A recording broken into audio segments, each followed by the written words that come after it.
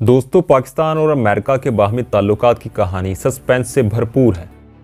इसमें कभी नफरत और बदएतमादी के नशेब आए तो कभी चाहत और मोहब्बत के फराज। इस कहानी का आगाज़ तो मोहब्बत और उल्फत से हुआ था, मगर फिर इसमें धोखा, बदएतमादी और नफरत की जड़ें गहरी होती चली गई। हम 70 सालों पर मुहीत पाकिस्तान और अमेरिका के ताल्लुकात की इस कहानी पर बात करेंगे कि जिससे तकरीबन हर पाकिस्तानी मुतासिर हुआ है। दोस्तों, पाकिस्तान 14 अगस्त 1947 को जब मार्ज़ वजूद में आया तो ईरान, तुर्की और सऊदी अरेबिया ने तो उसी दिन पाकिस्तान को एक आज़ाद मुमलिकत की हैसियत से तस्लीम कर लिया था। ताहम अमेरिका ने एक दिन की देर से यानी 15 अगस्त को पाकिस्तान और भारत दोनों को खुद मुख्तार ममालिक के तौर पर तस्लीम किया। उस ज़माना में दुनिया सर्द जंग के दौर से गुजर रही थी और दुनिया के ममालिक 2 ब्लॉक्स में तकसीम थे। कैपिटलिज्म यानी सरमायादाराना निज़ाम की क़यादत अमेरिका कर रहा था, जबकि इश्तराकी नज़रिया की कमान सोवियत यूनियन के हाथ में थी। आज़ादी के इब्तदाई अरसा में पाकिस्तान और भारत दोनों को ही अमेरिका और रूस की जानब से उनके ब्लॉक्स में शमूलियत के पैगामात मौसूल होते रहे। ताहम कायद आज़म मोहम्मद अली जिन्ना किसी भी बैनुल-अक़वामी मुहिम जोई का हिस्सा नहीं बनना चाहते थे और वो पाकिस्तान और भारत के बाहमी अच्छे ताल्लुकात के ख्वाहां भी थे।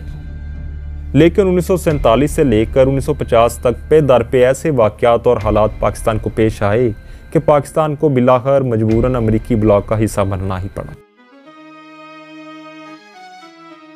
रेडक्लिफ अवार्ड में बेज़ाब्तियाँ की गई थी, जिसके तहत फ़िरोज़पुर और गुरदासपुर के मुस्लिम अक्सरियती अज़ला भारत को दे दिए गए थे। इन अज़ला के भारत के पास चले जाने से पाकिस्तान के लिए बॉर्डर टेंशन्स पैदा हो गई थी, जिसके बायस अब पाकिस्तान को एक मजबूत और जदीद फ़ौज की ज़रूरत थी। इसलिए अब ज़रूरी था कि पाकिस्तान किसी जदीद और बड़ी क़ुव्वत के साथ ताल्लुकात पैदा करे ताकि उसकी फ़ौजी ज़रूरियात पूरी हो सकें।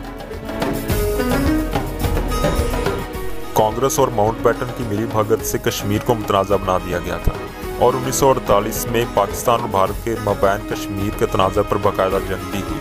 अब पाकिस्तान के लिए ज़रूरी हो गया था कि वो किसी बड़ी ताकत के साथ ताल्लुकात बनाए ताकि वो उसकी न सिर्फ फ़ौजी ज़रूरियात पूरी कर सके बल्कि पाकिस्तान की कश्मीर के तनाज़ा पर बैनुल-अक़वामी सतह पर हमायत भी कर सके।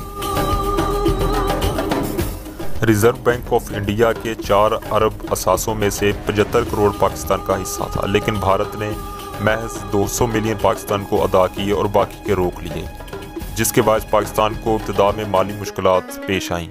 इसकी वजह से पाकिस्तान के लिए अब ज़रूरी था कि वो अपनी माली ज़रूरियात भी पूरी करने के लिए किसी बड़ी ताकत के इत्तेहाद में चला जाए। तकसीम के वक्त भारत में कुल 16 असलासाज फैक्ट्रियाँ थीं, जो कि तकसीम के बाद सारी की सारी भारत के हिस्से में चली गईं। अब पाकिस्तान के पास कोई ऐसी असलासाज फैक्ट्री नहीं थी जिसके अंदर वो अपनी फ़ौज के लिए असला तैयार कर सके, जिसके बायस पाकिस्तान के लिए अब ये मजबूरी बन गई थी कि वो अपनी असला की ज़रूरियात पूरी करने के लिए किसी न किसी बड़ी ताकत के साथ अपने ताल्लुकात कायम करें।